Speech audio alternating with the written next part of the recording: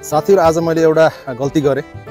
अब गल्ती त गरेँ तर अब सरहरूले मलाई सजाय दिन सक्नुहुन्छ या सक्नुहुन्छ हैन उहाँहरूले। तर गल्ती के भन्दाखेरि साथीहरु आज चाहिँ म यो स्कुलमा म पढेको स्कुलमा आउन मन एकदम भित्र आउन मन लागेको थियो। त्यो मेरो पुरानो यादहरूलाई चाहिँ ताजा बनाउन मन लागिरहेको थियो स्कुलको प्राङ्गणमा आएर।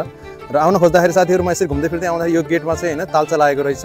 तालचा लागेपछि मैले मान्छेहरु हेरे कोही पनि देखिन हैन बोलाउनको लागि यो गेट चाहिँ हैन खोल्नको लागि।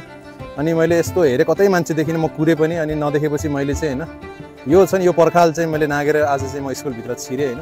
छिरेपछि पनि म धेरै बेर नै यो उसमा चाहिँ हैन वेट गरेर बसे हैन कोही आउनुहुन्छ कि सोध्नलाई यताउति भनेर आउनु भएन। सायद सबैजना शिक्षकहरु चाहिँ अब पढाउनलाई व्यस्त हुनुहुन्छ र यहाँ चाहिँ सहयोगीहरु चाहिँ के कता हुनुहुन्छ मलाई थाहा भएन।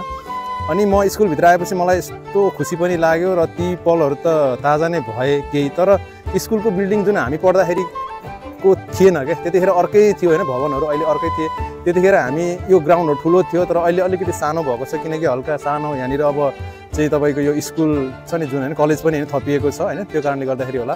र यहाँनिर हेर्नुस् हैन यो स्कुलको भवनहरु कति राम्रो बनेको छ।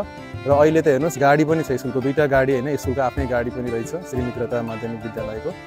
र यो हेर्दाखेरि खुसी पनि लाग्यो स्कुलले प्रगति पनि गरेछ भन्ने भयो। र अब हैन एसएलसीमा कति चाहिँ विद्यार्थीहरु उत्तीर्ण भएका छन् र कलेजबाट चाहिँ कति उत्तीर्ण भएका छन् त्यो चाहिँ मलाई अलिक ज्ञान छैन। यहाँहरुलाई छ भने चाहिँ कमेन्ट गर्नु होला। अहिले सुन्नमा आएको छ स्कुलले राम्रो गरिरहेको छ साथीहरु हैन साथीहरु।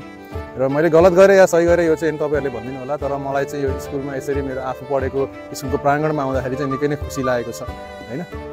ल अब म यसो कोसिस गर्छु यहाँ सरहरुलाई भेट्ने अब कोही हुनुहुन्छ भने है साथीहरु। ल यही हो म पढेको स्कुल श्री मित्रता माध्यमिक विद्यालय तनहुँ।